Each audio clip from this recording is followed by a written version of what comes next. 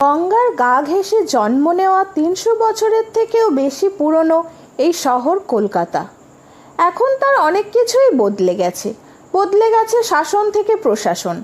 তবে আধুনিক কলকাতায় নতুনত্বের ছোঁয়া লাগলেও এখনো বদলায়নি শহরের ঐতিহ্য। কাউকে যদি এক ফ্রেমে কলকাতার ছবি আঁকতে বলা হয়, তবে সেই ফ্রেমে যা আসবে তার মধ্যে অন্যতম এই হাতে টানা কাঠের রিক্সা।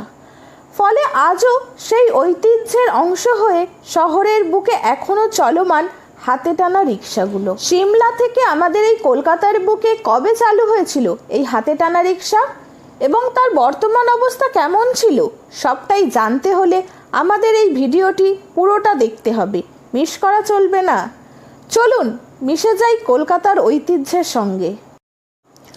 ঘুম জড়ানো শহরতলির বুকে কলকাতার স্নিগ্ধ আলোয় ব্যস্ততার সাথে ঘণ্টির মিষ্টি ঠুং ঠুং শব্দে একটা মানুষ টেনে নিয়ে যাচ্ছে আরেকটা মানুষকে। এ ধরনের রিক্সা বেশি দেখা যায় উত্তর ও মধ্য কলকাতার অলিগলি থেকে রাজপথে। এছাড়াও দক্ষিণ কলকাতার ভবানীপুরের দিকে এখনও দেখা যায় হাতে টানা রিক্সার চল।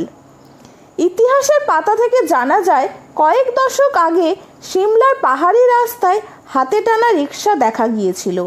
প্রথম দিকে এই রিক্সা লোহা দিয়ে বানানো হতো, যাকে টানতে 4 জন করে মানুষের দরকার হতো, যা খুব কষ্টকর ছিল। ইতিহাস বলে 16 শতকের শেষের দিকে জাপানের হাতে টানা কাঠের রিক্সার আবির্ভাব ঘটে। 1890 সালে জাপান থেকে জাহাজে করে কলকাতায় প্রথম আসে কাঠের তৈরি টানা রিক্সা।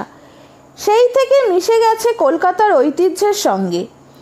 তবে কলকাতায় হাতে টানা রিক্সা সবচেয়ে বেশি জনপ্রিয় বাড়ে 19 শতকের গোড়ায়। বলা হয় 19 শতকে ব্রিটিশদের সাথে সমান তালে কলকাতাকে শাসন করেছে এই হাতে টানা কাঠের রিক্সা। যুগ যুগ ধরে শাসনের বেড়িতে একজন চালক চালিয়ে নিচ্ছে অন্য একজন মানুষকে। বর্তমানে এই কাঠের তৈরি হাতে টানা রিক্সাগুলোর অস্তিত্ব অস্তাচলে।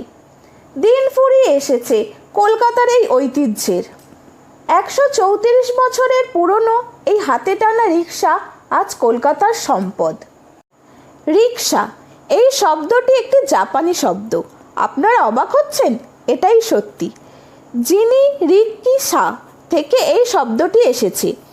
জিন কথার অর্থ হলো মানুষ, রিকি কথার অর্থ হলো শক্তি এবং সা কথার অর্থ হলো যান, অর্থাৎ মানব চালিত যান। 1919 সালে ব্রিটিশ সরকার ক্যালকাটা হ্যাকনি ক্যারেজ অ্যাক্ট নামে আইন চালু করে। বিভিন্ন পরিবহনের উপর নিয়ন্ত্রণ রাখতে লাইসেন্স প্রথা চালু হয়। 14 বছর আগে এই লাইসেন্সের চল বাতিল হয়। এখন 4000-এরও বেশি এমন টানা রিক্সা চলছে কলকাতার রাজপথে। অধিকাংশের বয়স 60-এর অধিক। তাদের পরবর্তী প্রজন্ম এই পেশায় আসছে না। ফলে ধীরে ধীরে কলকাতার রাজপথে কমে যাচ্ছে হাতে টানা রিক্সা। হয়তো আর কয়েকটা বছর একজন আরেকজনকে টেনে নিয়ে যাচ্ছে, এমন দৃশ্য খুব অল্প সময়ই দেখবে শহর কলকাতা। তারপর কালের চাকায় বিলীন হবে টানা রিক্সার চাকা। তখন আর কানে বাজবে না ঠুং ঠুং শব্দ, যেমনটা কলকাতা থেকে কয়েক দশক আগে হারিয়ে গেছে হুহুম না শব্দে কাঁধে বয়ে নিয়ে যাওয়া কাঠের পালকি।